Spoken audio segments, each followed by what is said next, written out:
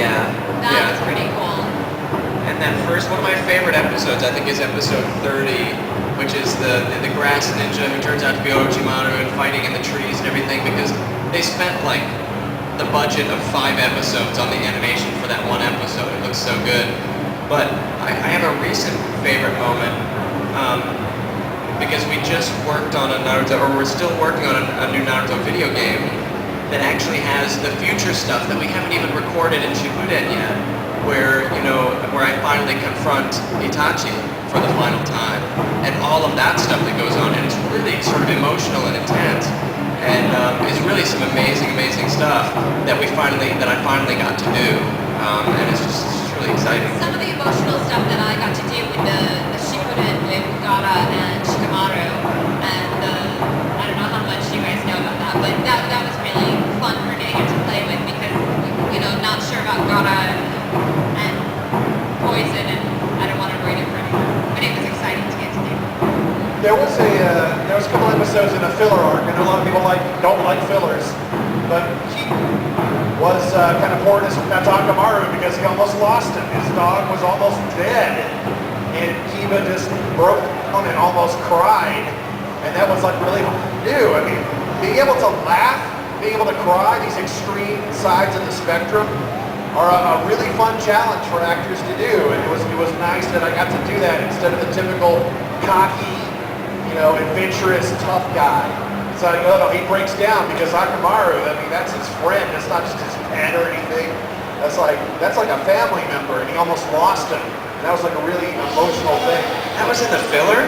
I gotta watch the filler. I just skipped the filler. Yeah, most of the filler arc, as you probably can all attest, it's filler. Kyle. Hello. Can you speak up a little, because it's hard to hear over the drum? Alright then. Kyle, first can I say that Mr. Gohan is my second favourite Dragon Ball Z character? And could you say something like him for me, please? Fight you? I don't want to fight you. I want to kill you.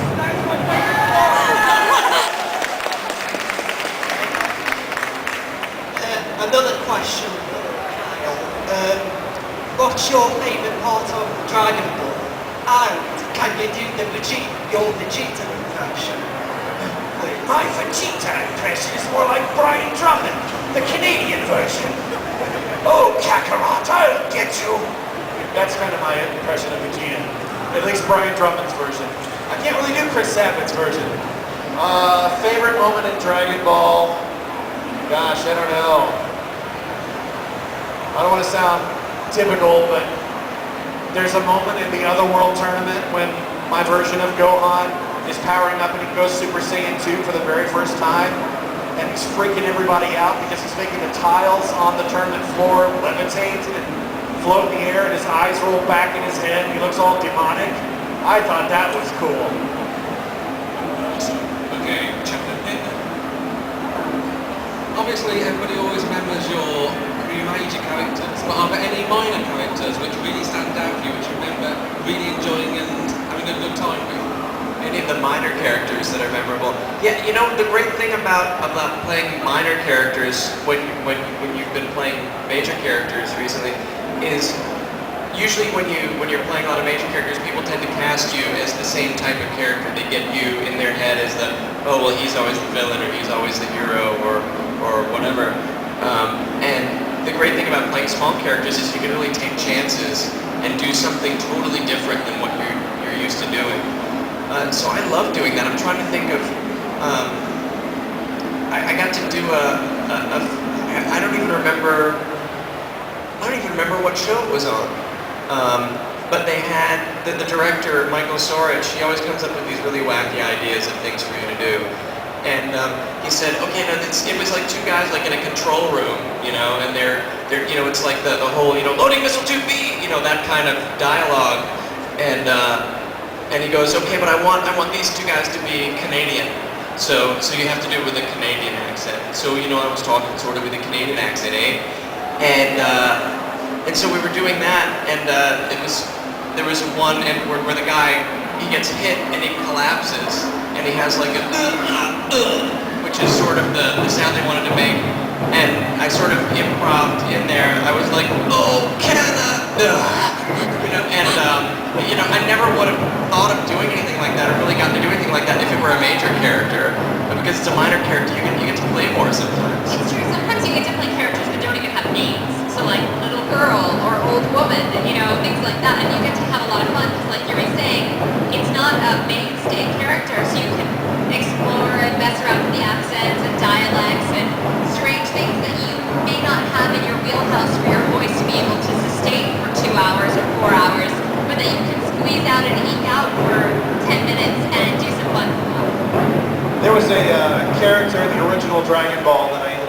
voicing. There's a villain called Boss Rabbit, and then he had henchmen.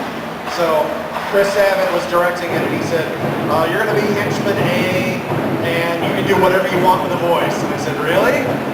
And for no apparent reason, I just randomly chose this character out of, most of you probably won't remember this movie, A Clockwork Orange. And there was a character in that movie, the truant officer, who came to the main character's house like, oh, Alex, missing school, yes? Yes? I decided to do that voice for this guy. Because these guys were beaten up on Bola. She was dressed in a Playboy bunny costume. Like, hey, Tony, tell your friends, yes? Like stomping on her head and everything. And like, all right, cool. This is what happens when you let an actor make a decision. Like, I'm just going to pull something so obscure, so random, boom, and that was fun. Running a bit short on time, so we'll try and cram in on a few questions. Yes, we'll answer quickly. We will babble on. I'm wondering, really enjoy working on notes. You have to, I What? get that question. Speak more into Do the... it like this, so it's directly on your mouth. Right. Are there any voice actors you really enjoy working with? Or Any voice actors you really enjoy working Maybe with? besides these guys. Yes. Steve Bloom is one of my favorite people. Besides present company accepted. I love Steve. I love Bradley Baker. D. Bradley Baker, who does all the aliens on Ben 10. Do you have any favorite? Everybody, honestly, because It's so hard. yeah, it is hard. And in anime and video games, we don't get to actually record with each other. It's always actors by themselves. If it were a cartoon like Ben 10, then they'd have the cast record together. And I recently got to do some bit parts on The Avengers, which is coming out in the fall in the States. Hopefully it'll come out here around the same time. But in that situation, we're watching all the actors perform, and we can play off each other's performance like an old-time radio show. So much fun. And everyone's in there cracking jokes in between takes and everything. And we worked together on Gornidi, on another cartoon show. Okay, cool, thank you. And Gusto Rankin, for each one of you, if you remember then, who was your favorite homunculus? I don't know the answer to that question. I just love it when you say the word homunculus. I just like getting to say the word homunculus over and over and over again. Well, I was in Full Metal Alchemist and Russo Rankin. Full Metal Alchemist, I would say Lust, for obvious reasons. I'm afraid, guys, we are pretty much out of time now. I'm still seeing a lot of hands up at the moment. However, what we can do is, these guys are all going to be leaving here and going straight down to the Manga Entertainment booth down there. So if anyone has any questions or wants to get Yes, so we'll get in line now. And please do head down We'll there. have these, and we'll be signing posters for free. In the And you meantime, can ask the questions that you didn't get to ask before. We'll